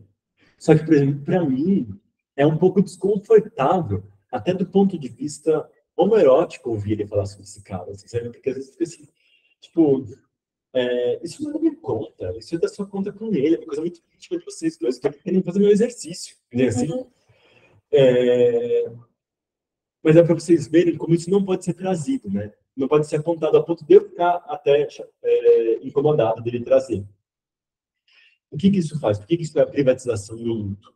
Porque, assim, como isso não pode entrar na conta, o que acontece é que os homens, eles só vão aceitar como aquela família da qual eles vão ser o chefe de família, eles vão estar na liderança, como as pessoas com quem eles se importam e as pessoas cujas vidas ele precisa zelar. Todos os outros homens, ainda que ele ame, que ele gostaria de amar, são agora competição. São alguém a se destruir, a se matar, para que eu possa ter um luto desses daqui, esses daqui têm que ser não enlutáveis, entende? E esses não enlutáveis, lá na célula do complexo de Édipo, é o que vai abrir a possibilidade de que todas as outras pessoas do mundo possam ser mortas sem que você se importe com isso. Entende? Como que... A gente ama, se você for colocado perto das outras pessoas, você não vai querer que elas morram. Mesmo as pessoas mais racistas, às vezes elas vão tipo, dizer assim, não, mas você é diferente que está comigo, né? Então, eu já ouvi isso 1000 vezes, por exemplo, de pessoas homofóbicas que assim, eu não gosto desses gays que são assim, assim, assado, mas você é diferente, né? Porque toda vez que ela está próxima, ela faz esse acordo de te colocar fora daquilo. Mas ela tem essa forma de elaboração do mundo em que essas pessoas aqui podem morrer. E o que acontece? Se você expande, tanto que a Butler tá lutando aqui, mais ou menos, pela expansão da ideia de família. Se você acha que família não é mais só a pessoa com quem você está casado, né, pai, mãe que vai ter um filho, e a família pode se tornar, por exemplo, igual ela fala ali, às vezes ex-amantes, e assim, imagina que for uma coisa assim, é muito diferente daquilo que a gente está vivendo, mas eu sinto isso, por exemplo, eu sou poliamoroso, eu sou casado há 14 anos, né, e, por exemplo, tive esse outro namoradinho lá na Alemanha, né, mas isso era um problema, porque, por exemplo, no final das contas, eu pago o aluguel com meu marido, e a gente vai declarar o imposto junto, e a gente faz parte do plano de saúde. Se ele ir para o hospital, sou eu que posso visitar ele. Aí esse meu outro namoradinho fica assim, eu estou em muita desvantagem aqui, diz assim. E aí que para ele, porque isso aqui foi privatizado, essa relação. E aí sempre para ele vai ficar um sentimento de assim, o que eu queria mesmo era ser o casado. Porque é esse que tem as vantagens na nossa sociedade. Assim? E aí, no limite, faz com que as pessoas queiram, às vezes, abandonar relações poliamorosas para ter relações monogâmicas para poder ter esses direitos privatizados. Mas imagina se fosse uma coisa aberta, assim, sabe? Eu estou lá com meu marido e tal. Aí vem meu namoradinho, ele entra também, vamos lá, vamos entrar junto. Ele também pode me visitar no hospital, ele também vai ter direito ao meu convênio, ele também vai declarar imposto comigo como dependente, por aí vai, né? De repente, a gente poderia ter uma malha de pessoas gigante que se importam umas com as outras. E aí entraria outra coisa, que a gente não poderia contar com a transmissão da herança. Aí a transmissão da herança é aquilo. E para mim isso que é genial da Butler. Porque ela está pegando uma tradição que é a tradição ocidental e ela vai se encontrar com a tradição decolonial, por exemplo, das comunidades indígenas e povos tradicionais, por exemplo, onde a propriedade ela é comunal e não individual. E assim, então, para a gente chegar numa propriedade comunal, a gente precisa combater o complexo de ética. E assim, porque, assim, quando você expandir o conceito de família, você vai ser obrigado a abandonar a ideia de propriedade privada. É o capitalismo, exato. Só que, para fazer isso, a gente vai precisar quebrar tudo. Deixa eu fazer uma observação que eu acho que tem muito a ver com a forma como a Butler também cria, né, todo esse raciocínio, que é por meio de perguntas, né? Então, quando ela sempre se questiona, né, tem esse exercício. Assim. Então, quando surge essa questão em torno do casamento gay, né, e desse posicionamento dela, tem uma parte muito interessante que ela coloca como se, porque essa é a questão. Porque a questão é o casamento, né? Que ela coloca assim, a política, tal. Existe que tomemos, né, uma posição a favor ou contra o casamento gay, mas a reflexão crítica, a qual é certamente parte de qualquer prática em filosofia política, normativas sérias, exige que perguntemos por quê e como isso se tornou a questão que define o que vai e o que não vai ser qualificável aqui como um discurso político significativo. Né? Então, tudo isso que ela elabora vem também nessa pergunta, né? Mas por que a questão central é o casamento? Né? Exato. Eu acho interessante ela formular na forma de perguntas, porque ela é muito cuidadosa, né? Ela está sempre tentando mostrar os vários aspectos de uma questão. Né? Então, por exemplo, tem muita gente que vai se beneficiar do casamento gay. E é importante que a gente defenda. Então, ela fala assim, eu vou aqui defender o casamento gay, porque essa mulher é uma maluca que está aqui usando uma coisa super, né? Só que, assim, a gente precisa mesmo defender o casamento gay, né? Será que o que a gente precisa defender não é que aquilo que hoje em dia só possível uma pessoa ter, uma proteção que só é possível dessa pessoa ter através do casamento não possa ser estendida a todos? Porque, no limite, vamos trabalhar com a ideia do luto, que a ideia do luto é bem limítrofe, né? Por exemplo, você é juntado com uma pessoa e você é gay ou lésbica, e essa pessoa morre, e você não tem direito ao corpo, você não tem direito a nada, não tem direito à herança, muitas vezes. como elaborar socialmente um luto de uma pessoa que a sociedade nem considera que você que você perdeu, não é? Aí, quando a gente luta pelo casamento gay, a gente está lutando pela inclusão da possibilidade dessa pessoa elaborar o luto, esse luto. Só que o que ela está querendo dizer é o seguinte: essa é uma luta importante nesse ponto específico aqui. Só que nós não estamos elaborando um luto gigantesco que é muito maior do que isso. E às vezes, quando a gente luta só por isso, a gente está esquecendo que tem todo esse outro grupo aqui que está sendo deixado de fora.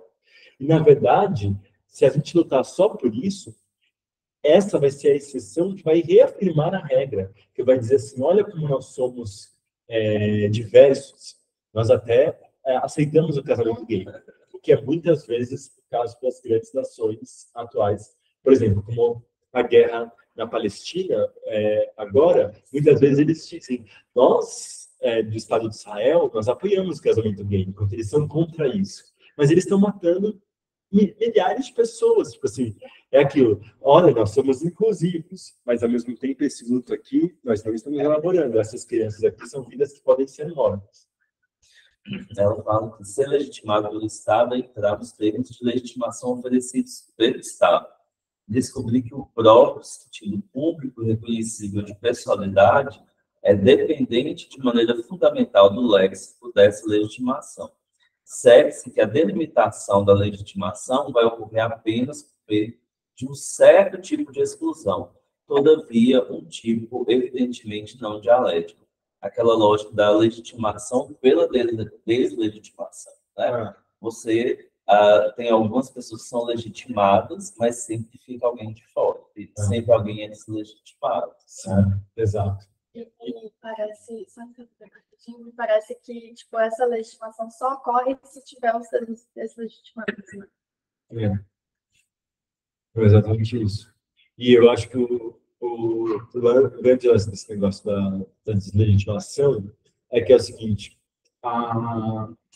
por que isso para mim foi assim, foi muito claro quando ela mostrou isso, algo que antes eu próprio tinha dúvidas, né? Porque a esquerda, muitas vezes, ela vai falar o seguinte, que o debate de gênero, por exemplo, vamos pegar no Brasil, o debate de gênero, ele é uma forma de distrair das questões políticas e econômicas. Então, quando, por exemplo, o fundamentalismo religioso da bancada evangélica usa a caça ao gênero, a ideologia de gênero, é uma forma de distrair as massas daquilo que realmente importa, que são as decisões político-econômicas. Isso é uma visão geral da esquerda brasileira. E, às vezes, eu ficava em dúvida se era isso mesmo. Às vezes, isso me passava pela cabeça. Eu tinha a impressão de que não, mas, por exemplo, eu não tinha certeza do motivo exato pelo qual não, que agora para mim está bem claro através desse livro, por exemplo, que é o seguinte: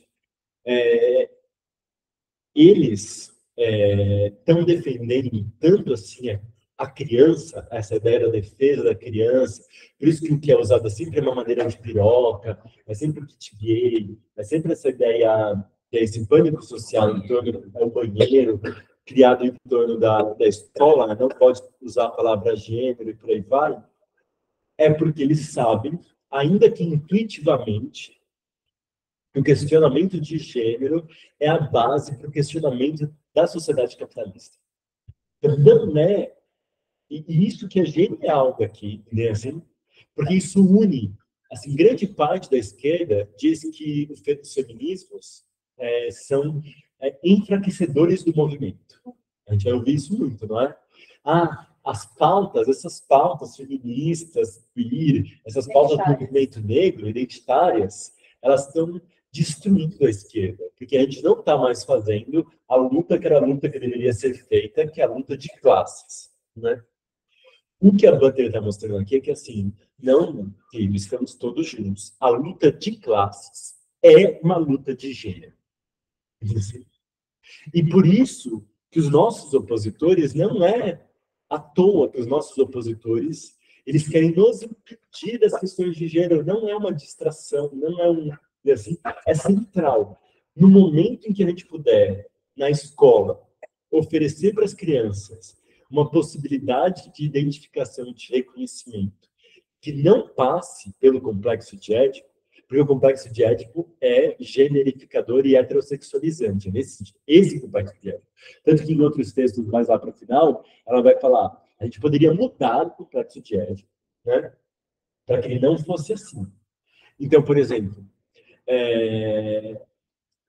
eu acabei de dar lá na psicologia, as alunas lá, o mal-estar na civilização do Freud. Eu achei legal porque eu consegui fazer uma conexão muito interessante com isso daqui, que é, lá o Freud fala que o mal-estar que a gente sente na cultura, né, o mal-estar na civilização, tem a ver com a entrada na cultura, que quando você entra na cultura, isso tem a ver com o complexo de Édipo, você tem um desejo reprimido.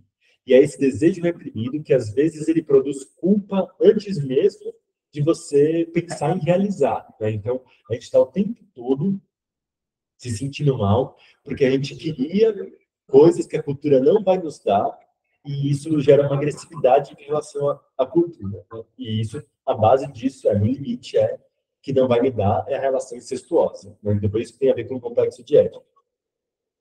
E aí ele fala assim, em algum momento lá no final, que muita gente vai utilizar esse texto, essa aberturinha que ele dá lá no final. Porque, a princípio, ele coloca tudo como se isso fosse necessário, base biológica, um caminho que não tem escapatória. Mas aí, no final, ele diz assim, e se as sociedades forem como uma pessoa neurótica, que está vivendo uma coisa patológica, e a gente pudesse pensar em um tratamento da sociedade? Assim. E isso abre a ideia para um outro complexo de Édipo, por exemplo. Mas que eu não vi os outros autores que fazem essa crítica, às vezes eles pegam isso e fazem isso como uma base para a psicanálise sustenta também uma crítica da cultura. Mas eles não foram tão radicais quanto a Butler está sendo aqui, que é, se a gente quer criticar a sociedade que produz o mal-estar, a gente tem que criticar o próprio complexo de Édipo, da forma como ele é feito. Entendeu? E essa crítica ela vai se dar de diversas formas, né? E aí, assim, por exemplo, às vezes me vem, aí eu já também termino, porque a gente está quase no horário, a gente não pode fazer uns comentários, que é o seguinte, muitas vezes as pessoas falam assim, nós que estudamos gênero, blá, blá, blá, nós não queremos acabar com a família. Nós queremos. É aqui que, assim, nós queremos. Assim, é aquilo. Não, modula o discurso. Mas é bom, às vezes, a gente ter certeza do que a gente está pensando. É claro que a gente não vai dizer isso em qualquer lugar. A gente quer acabar com a família tradicional que produz o complexo de Édipo generificador heterossexual, mãe, pai, filho.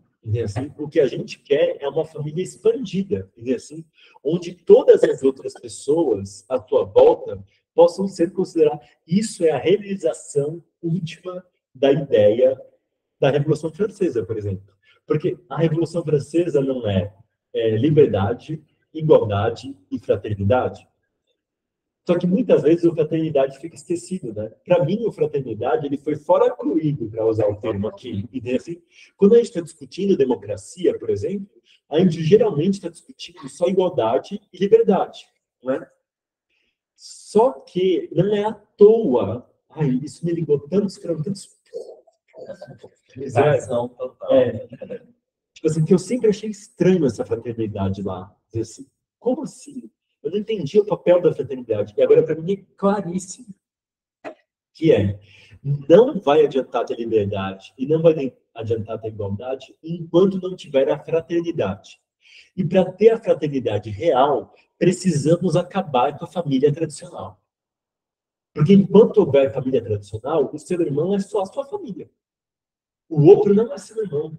Ele é seu irmão até a página 2, até aparecer o primeiro desemprego. Aí é cada um por si, Deus por todos. Se eu puder ajudar, eu vou ajudar só a minha família, né? Não é? Que indica e por aí vai, né? Então, assim, a verdadeira fraternidade... Enquanto o Estado reforça isso, né? Na outra vez que a gente discutiu, a Helena deu um exemplo muito interessante, né? Que ela falou que um tio dela, que é solteiro, né? Que não criou essa família tradicional, tem uma grande amiga e ele ia passar por uma cirurgia e ele queria que a amiga ficasse com ele, o acompanhasse.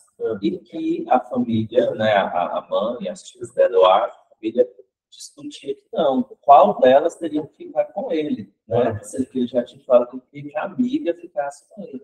Exato. E aí ela falando, né, que ela falou, gente, mas isso não tem que ser uma discussão, ele já decidiu, né? Ah, mas ela não é parente dele, né? Ela não é irmã, ela não é parente, ela não é a família dele. E se, né, e aí, claro, que se alguma delas tivesse ido ao hospital e falado, olha, quem vai ficar sou eu sou irmã, e a fulana não vai ficar, a amiga não poderia ter dado isso, né? Então, para a gente perceber o quanto isso está perto também, né? E o quanto isso afeta, o quanto essa lógica de uma família restritiva, né? Dentro desse parâmetro, afeta as pessoas diretamente, nos afeta diretamente. Sim, total. E aí que, assim, uma última coisa que eu gostaria de falar é que ela também aponta, né, que coisas que a gente fala, isso destruir a família, parece que a gente está querendo ir lá e, tipo, trucidar as pessoas reais que existem agora nesse momento, tipo assim, que são felizes enquanto uma família. Não, tipo assim, continue existindo aí de boa, não queremos destruir a sua família. A ideia que eu sempre gosto, que assim, a gente tem que, na verdade, legitimar, e aí entra a coisa do conhecimento, do Estado até limite, para aquilo que já existe, porque já existem outras conformações por isso que a ideia do parentesco, a gente expandir a ideia do parentesco. Já existem outras conformações em atuação, só que elas não recebem a legitimação do Estado. Também isso. E as poliamorosas, e as famílias que têm essa coisa assim, expandida, e às vezes a vizinha é mais família do que família de sangue. E, assim, e por que essa pessoa que poderia estar participando, amiga, às vezes é mais família do que irmã, né? Então não é destruir quem já está vivendo assim, mas é dar legitimidade às outras formas de existência, e isso vai abrir outras possibilidades, né? Então, quando uma forma legitimada, ela tende a se desenvolver e se expandir, né? Enfim.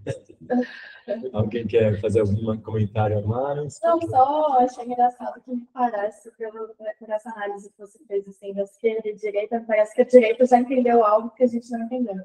Né? Tipo, eles estão um passo à frente com essas. Então, eu acho engraçado isso. Assim. Que se unem muito mais, porque as pessoas de esquerda e de moderação estão no mesmo princípio. Exato. E aí que tá, porque assim, eles fazem isso de forma intuitiva, né? Porque esse que é o problema. E aí que eu gosto da gente usar a Butler e tal, e tem outros autores que eu gosto, que é o seguinte, o capitalismo, o Preciado fala isso bastante, na nossa época atual, ele não precisa mais da consciência. Por isso que boa parte da forma como o Estado nos controla, o Foucault dizia, que é maior do que eu vou poder dizer aqui, eu vou tentar dizer de forma muito rápida e simples. Mas o Foucault dizia que lá, depois do século XVIII, durante o século XIX e XX, a gente estava sendo estruturado pelo regime disciplinar, e que havia uma tentativa de controle da nossa consciência, a tal ponto em que a nossa consciência controlava a si mesma. Então, por exemplo, a escola vai te ensinando coisas de como você tem que primeiro ver um controle externo, do que você tem que fazer, deixar de fazer, por exemplo, ficar em silêncio e tal, responder, ser bom aluno, até o ponto de que, às vezes, você está sozinho em casa no seu quarto e você está se falando, eu preciso estudar. Mas, assim, é a sua consciência que está te controlando. Até determinado ponto do capitalismo, era necessário uma consciência. Nesse momento, não é mais necessária a consciência. Então, por exemplo, a direita, ela consegue defender o capitalismo sem consciência. E por isso que eles são tão unidos. Entendeu? Assim, a gente não vai conseguir lutar contra o capitalismo, porque uma das formas de se lutar contra o capitalismo é através da consciência.